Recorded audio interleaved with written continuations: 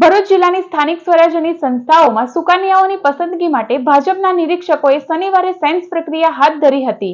ભરૂચ જિલ્લામાં સ્થાનિક સ્વરાજ્યની સંસ્થાઓમાં ભાજપે જિલ્લા પંચાયત, 7 તાલુકા પંચાયત અને 3 નગરપાલિકામાં ભવ્ય વિજય મેળવ્યો હતો। હવે સ્થાનિક સ્વરાજ્યની આ સંસ્થાઓમાં સત્તાના સુકન્યાઓને બિરાજમાન કરવા આજે શનિવારથી રાજ્યભરમાં સેન્સ પ્રક્રિયા હાથ ધરાઈ હતી।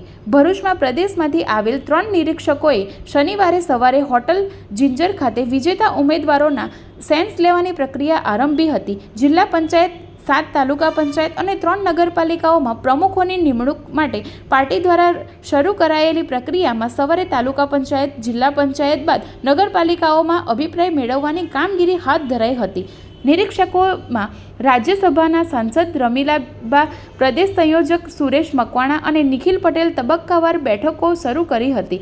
નિરીક્ષકોએ એક બાદ એક દાવેદારોને સાંભળ્યા હતા। પ્રમુખ, ઉપપ્રમુખ, કારોબારી સમિતિ ચેરમેન, શાસક પક્ષના નેતા અને દંડકના મહત્વપૂર્ણના હોદ્દાઓ માટે યોગ્ય ઉમેદવારોની પસંદગી માટે સેન્સ મેળવી જિલ્લાના મોવડી મંડળ સાથે પણ ચર્ચા કરીને અંતિમ નિર્ણય માટે નામો પ્રદેશ મોવડી મંડળમાં મોકલવામાં આવશે।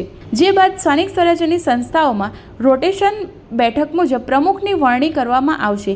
જિલ્લા ભાજપ પ્રમુખ પ્રકાશ મોદી, પ્રભારી પરાક્રમસિંહ જાડેજા, મહામંત્રી જિગ્નેશ મિસ્ત્રી, પરેશ પટેલ, નરેન્દ્રસિંહ પરમાર સહિત જિલ્લા મોવડી મંડળ સાથે મોટી સંખ્યામાં વિજેતા ઉમેદવારો સેન્સ પ્રક્રિયા માટે ઉપસ્થિત રહ્યા હતા।